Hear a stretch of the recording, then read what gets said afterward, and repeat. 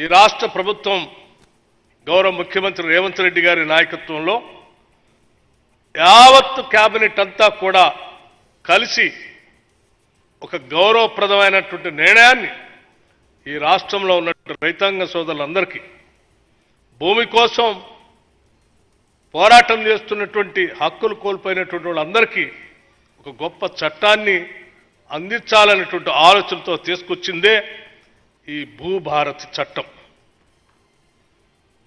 భూమికి సంబంధించి చట్టాలు చాలా వచ్చాయి, కానీ సరళంగా ఎటువంటి ఇబ్బందులు లేకుండా సామాన్యుడికి సైతం అర్థమయ్యేటట్టుగా ఎటువంటి ఇబ్బందులు లేకుండా మతలబులు లేకుండా అద్భుతంగా తయారు చేసినటువంటి చట్టమే ఈ భూభారతి 2025 చట్టం అని చాలా స్పష్టంగా, చాలా గౌరవంగా, గర్వంగా కూడా, సంతోషంగా కూడా ప్రకటిస్తూ ఉన్నాం. ఎందుకనంటే చాలా చట్టాలు చేస్తాం మనం, చట్టసభల్లో చాలా పైన చర్చలు జరుగుతూ ఉంటాయి. కానీ భూమి పైన చేసే చట్టం, భూమికి మనిషికి విడదీయరానటువంటి సంబంధం, అనేక పోరాటాల ద్వారా సాధించుకున్నటువంటి హక్కులు, ఆ హక్కులన్నింటినీ కాలరాయకుండా వాళ్ళకు పొందినటువంటి హక్కుల్ని జాగ్రత్తగా ప్రజలకు అందించడమే పాలకుల బాధ్యత. దురదృష్టం, ఈ రాష్ట్రంలో ఆత్మగౌరవం కోసం పోరాటం చేసి తెచ్చుకున్నటువంటి తెలంగాణ రాష్ట్రంలో భూమితో పెనవేసుకున్నటువంటి ప్రజల యొక్క జీవితాల్ని అల్లకల్లోలం సృష్టిస్తూ ధరణి అనేటువంటి ఓ చట్టాన్ని తీసుకొచ్చారు. నేను గత 10 సంవత్సరాలు శాసనసభలో సభ్యుడిగా ఉన్నాను. ఈ ధరణి చట్టం తీసుకొచ్చిన దగ్గర నుంచి చర్చకు వచ్చినటువంటి ప్రతి సందర్భంలో చెప్పాం, ధరణి అనేది రాష్ట్ర రైతుల పాలిట శాపంగా మారుతా ఉంది. రైతుల హక్కుల్ని కొద్దిమంది పెత్తందారుల కాళ్ల దగ్గర మీరు ధరణి అనే చట్టం దగ్గరతో పెడతా ఉన్నారు, ఇది మంచిది కాదు, రైతుల ఆత్మగౌరవాన్ని తాకట్టు పెడతా ఉన్నారు అని పదే పదే చెప్తే కూడా ఏమాత్రం పట్టించుకున్నటువంటి ఆనాటి రాజ్య పాలన కూడా నేను స్పష్టంగా చూశాను. భూమిలో, రెవెన్యూ రికార్డ్స్లో తరతరాలుగా వస్తున్నటువంటి హక్కులకు సంబంధించినటువంటి అనేక రకాల చట్టాల ద్వారా వచ్చిన హక్కుల్ని ఆ కాలంలో ఉన్నటువంటి ఆక్యుపేషన్ కాలం నుంచి, లేకపోతే ఆనాటి కాంగ్రెస్ ప్రభుత్వాలు పంచినటువంటి దాదాపు 24 లక్షల ఎకరాలకు సంబంధించిన హక్కుల్ని కూడా పూర్తిగా కాలరాసి ప్రజల్ని గాలికి వదిలేసినటువంటి ఆనాటి ప్రభుత్వం యొక్క పాలనని ఆనాడు శాసనసభలో కానీ, లేకపోతే సిఎల్పి లీడర్గా ఆనాడు మార్చి 16న ఆదిలాబాద్ నుంచి పాదయాత్ర మొదలుపెట్టారు.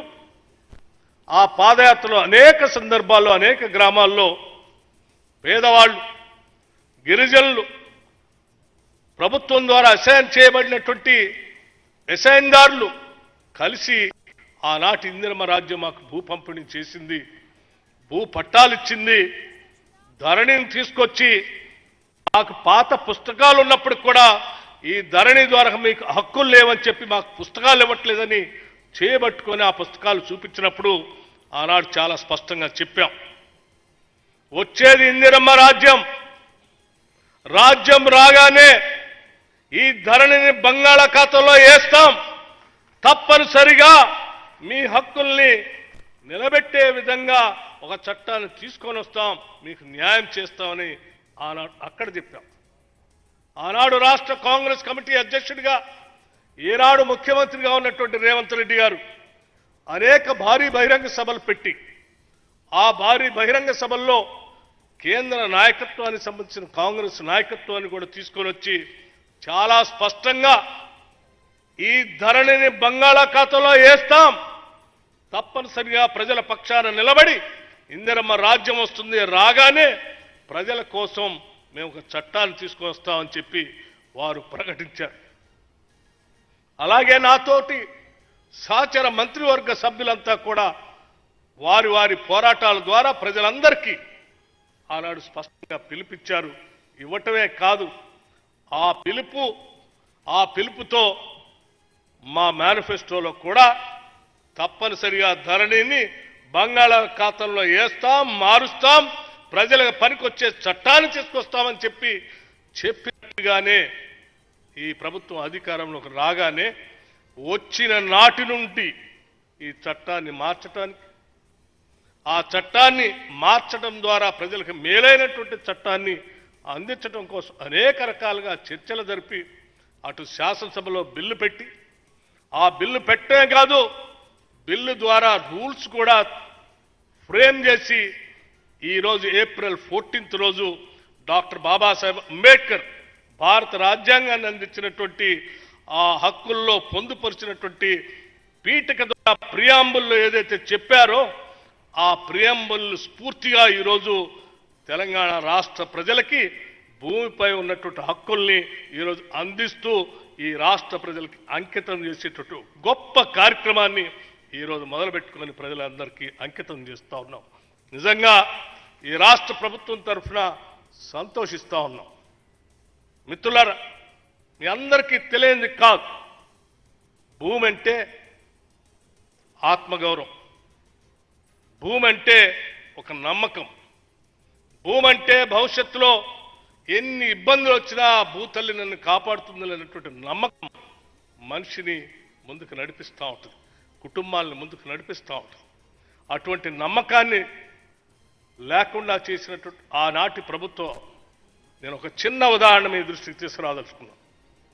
ధరణి వచ్చిన తర్వాత హైదరాబాద్ పరిసర ప్రాంతాల్లో ఈ దేశ చరిత్రలో ఎక్కడ జరగనట్టుగా ఒక తహసీల్దార్ కార్యాలయంలో ఒక సామాన్యుడు వెళ్ళి తహసీల్దార్ పైన పెట్రోల్ పోసి తగలబెట్టి తనను తను కూడా తగలబెట్టుకొని చనిపోయేంత భయంకరమైన ప్రమాదకరమైనటువంటి ధరణిని రాష్ట్రంలో తీసుకొచ్చారు. ఆ సామాన్యుడు దాడి చేసింది ఎంఆర్ఓ మీద కాదు, ఆనాటి ప్రభుత్వం మీద దాడి చేశారు. మీరు దాన్ని అర్థం చేసుకోండి, దీన్ని మార్చండి అని చెప్తే కూడా పట్టించుకోనటువంటి దుర్మార్గపు పాలనలో వచ్చినటువంటి ధరణిని ఈరోజు మార్చి ప్రజలకు ఈరోజు అందించేటువంటి కార్యక్రమాన్ని తీసుకొని ముందుకు పోతా ఉన్నాం.